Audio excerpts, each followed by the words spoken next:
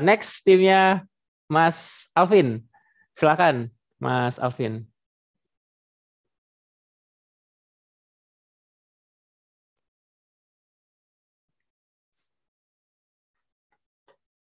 Halo, halo. Mas Alvin, Mas David Halo. ya? Ya. Oke, sip. Langsung aja, Mas.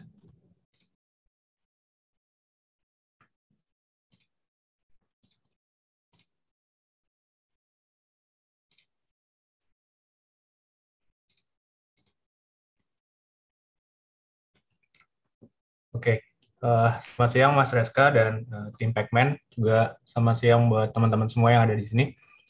Kita dari kelompok 2, itu ada Mas Alvin, Mas Andi, dan saya sendiri akan mempresentasikan hasil kerja kami.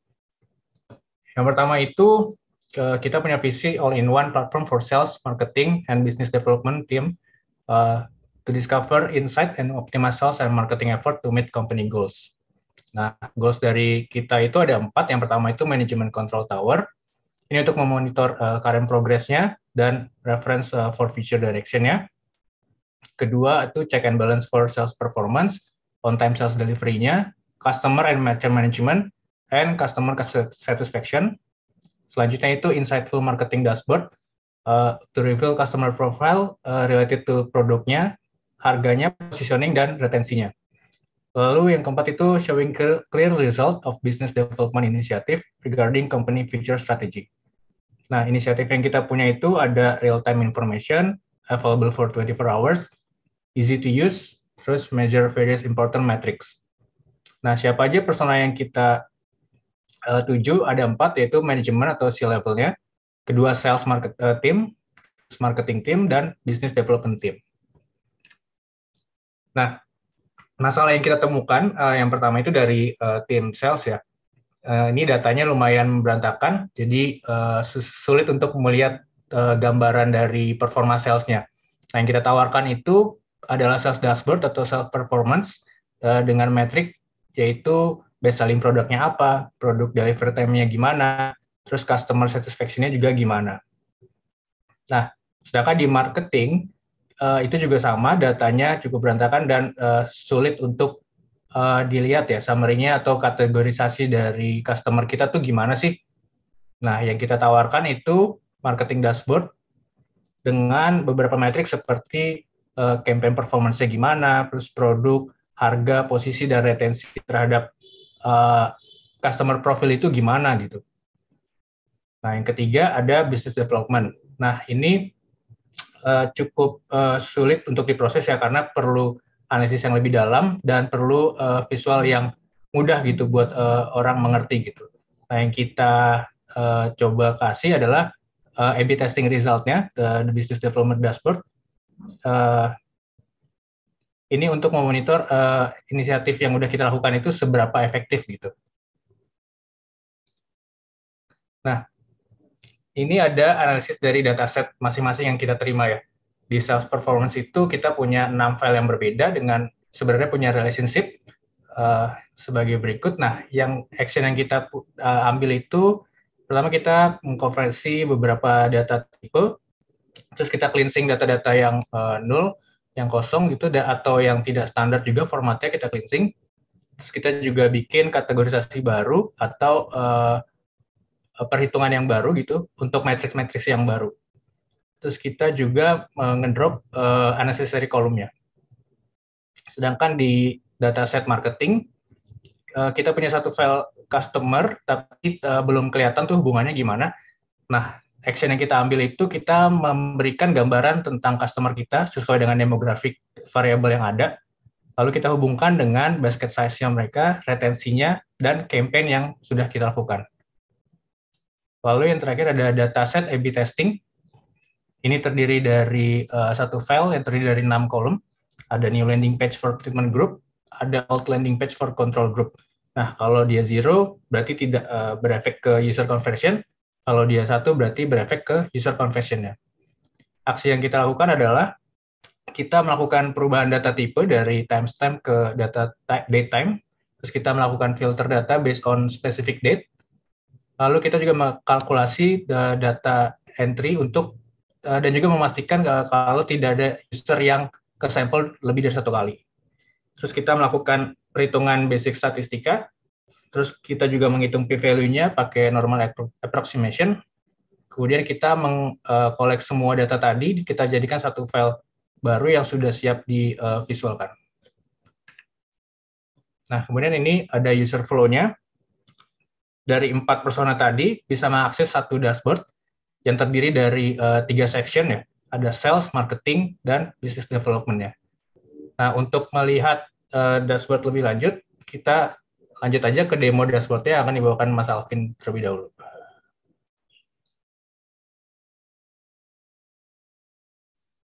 Ya, oke.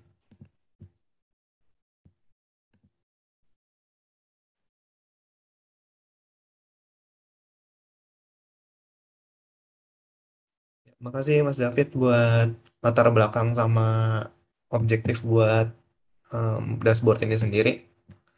Ini kalau yang akan dibahas pertama sih bagian marketing. Seperti tadi Mas David juga mention kalau marketing dashboard ini harapannya lebih menjelaskan tentang customer profile kaitannya sama produk, price positioning. Jadi di sini berusaha memberikan informasi tentang customer profile terkait hal tersebut. Oke, kalau di sini dari customer profile yang ada, dari dataset yang ada, didapatkan itu ada beberapa level edukasi gitu. Ada yang basic, ada yang second cycle, ada yang S1 graduation, ada yang master, ada PhD. Kalau dilihat by jumlah unique customer-nya itu kebanyakan berkumpulnya di level graduation. Kalau di sini mungkin S1 kali ya. Jadi di sini bisa jadi insight juga buat marketernya gitu kalau membuat sebuah iklan gitu, positioning atau informasinya harus lebih ke arah yang kayak gimana, misal jenaka, apakah harus yang lebih knowledgeful gitu, karena target audiensnya kebanyakan di level edukasi seperti ini.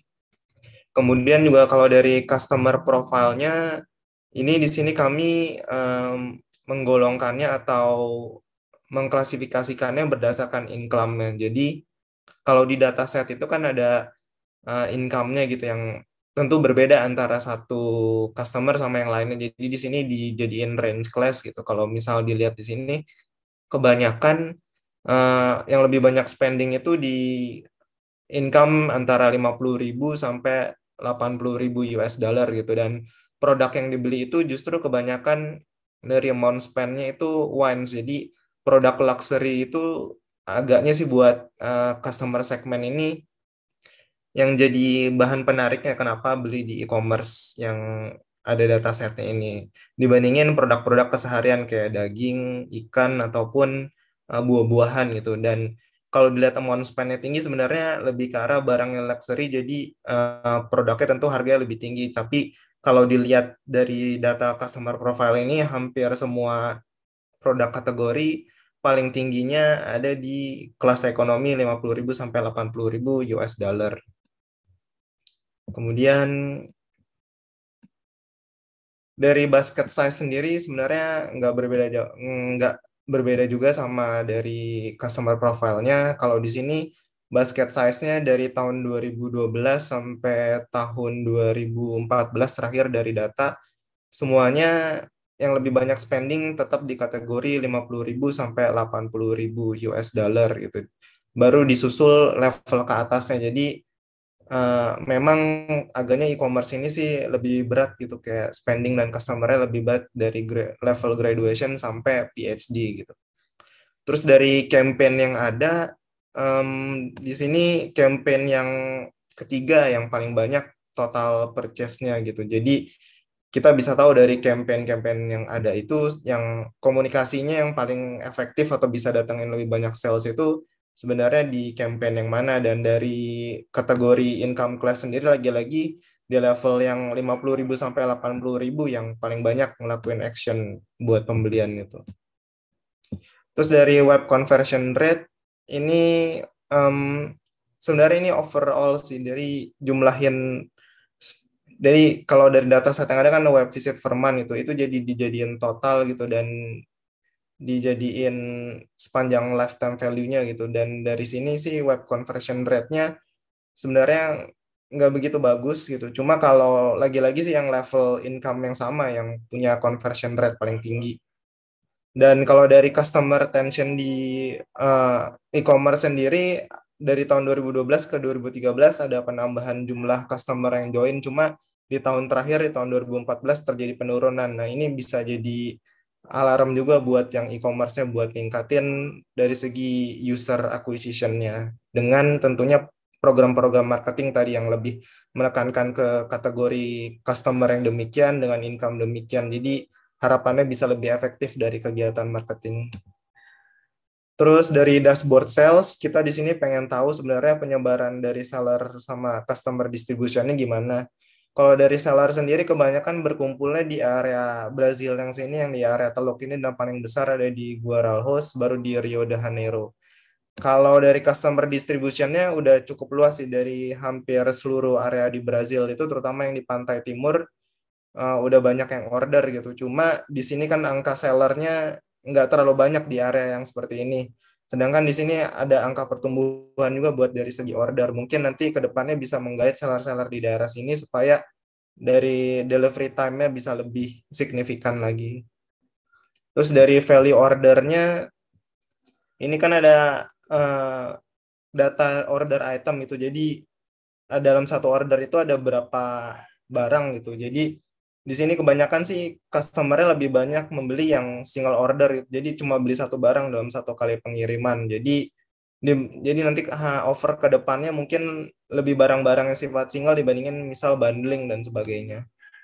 Terus kalau dari delivery statusnya ada peningkatan gitu dari tahun ke tahun. Jadi jumlah delivered-nya dari tahun 2016 sampai 2018 ada peningkatan, dan grand total pun ada peningkatan. Jadi ini cukup bagus gitu. Jadi nggak ada yang approve atau cancel-nya memang meningkat, cuma jumlah delivered-nya juga lebih banyak. Jadi ada pertambahan segi order, cuma dari segi customer-nya, jumlah customer nanti perlu ditingkatkan lagi dengan kegiatan-kegiatan marketing contohnya. Oke, demikian kalau dari pembahasan dari marketing dan sales, yang akan dilanjut dengan customer review.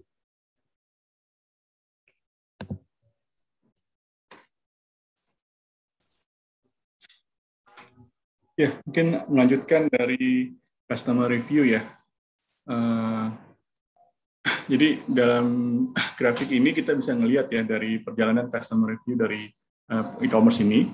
Di awal mereka merintis perusahaan e-commerce dari yang di awal nilainya 2,36 sampai di bulan-bulan selanjutnya 2017 dan selanjutnya itu bisa mencapai di atas rata-rata 4 ya.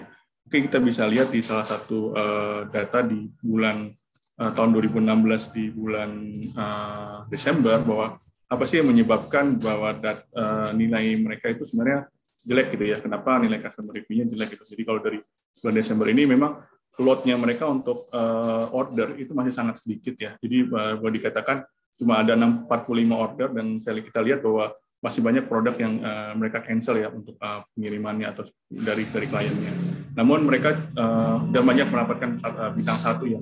Tapi di tahun 2017 di bulan Januari perusahaan e-commerce ini bisa secara baik ya meningkatkan customer customer engagement-nya. Jadi di bulan Januari tahun 2017 itu udah bisa langsung mereka untuk mencapai penjualannya mencapai 237 ya dibandingkan 45 bulan sebelumnya, dan delivery-nya secara on time ya hampir 99%. Nah, kalau kita lihat lagi di tahun 2018 ketika jumlah ordernya sudah mulai banyak ya, mereka ada satu titik di mana nilai skornya itu di bawah 4 gitu ya. Dan kita bisa lihat apa sih yang terjadi di tahun 2018 di bulan Maret ini, mengapa nilai total skor mereka itu bisa di bawah 4. Jadi kalau kita lihat di datanya di bulan Maret untuk total ordernya cukup banyak ya, sekitar 7.000 order, dan kita lihat bahwa ternyata banyak yang delay nih, sekitar hampir 20% itu banyak yang deliver tapi secara delay. Nah, ini salah satu poin yang menyebabkan kenapa nilai skor mereka turun ya. Tapi ketika di bulan Mei-nya mereka bisa menunjukkan perbaikan ya, di mana nilai dari delivery-nya bahwa itu delay-nya itu bisa turun menjadi di bawah 5%. Ini menunjukkan bahwa betapa customer engagement dengan mereka dengan mematikan customer review itu sudah dilakukan oleh dari tim dari e-commerce ini. Terus mungkin itu untuk sales dashboard-nya. kita lanjut ke untuk business development dashboard ya. Jadi mungkin sedikit berbeda proses aku ngerjain ini, kita coba cari reference ya, how we menganalisa tentang A/B testing ini ya. Jadi dengan data yang sama ya, kita lihat bahwa ada terdapat 2 grup ya, control group dan treatment group ya. Dan melakukan untuk control group itu melakukan landing page untuk yang desain yang lama, sedangkan treatment group itu melakukan landing page untuk desain yang baru. Namun kita pengen buktiin bahwa secara yang penting kan testing itu dilakukan secara randomized dan totalnya juga tidak terlalu berbeda signifikan antara treatment group dan control group ya, untuk semua hari yang dilakukan ya. Jadi sampai ke hari ke-24 ya, dari tanggal 2 sampai tanggal 24. Jadi secara rata-rata tidak banyak perbedaan dari jumlah yang melakukan testingnya ya, jumlah testingnya.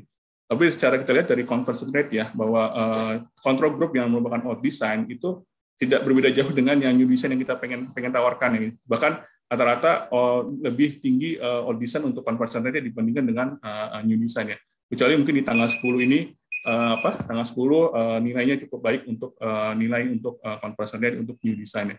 Nah, itu sejak dari itu kita coba hitung ya, itu uji statistik ya, dari dimana H0 tadi kita buat bahwa new design sama old design adalah sama, sedangkan H1 adalah new design dan old design berbeda. Lalu kita buat hipotesis kalau p-value-nya kurang dari alpha, di mana alpha itu adalah 5%, maka kita bisa menolak bahwa H0. Namun dari hasil testing harian ini dilakukan hasil testing p-value, bahwa rata-rata itu semuanya di atas 0,05 dan hanya mungkin tanggal 10 saja nih kita bisa dapatin nilai di bawah 0,05. Tapi dari kesimpulan ini bahwa kita bisa dapat tarik kesimpulan bahwa desain baru itu tidak secara signifikan ya berbeda dengan yang old design, sehingga kita mungkin bisa ambil kesimpulan bahwa mungkin belum saatnya kita untuk launching untuk desain yang baru. Mungkin itu dari kelompok 2 untuk dashboard yang kita sudah kerjakan. Terima kasih atas waktunya. Oke, thank you. Congratulations Mas Andi, Mas Alvin, dan Mas David.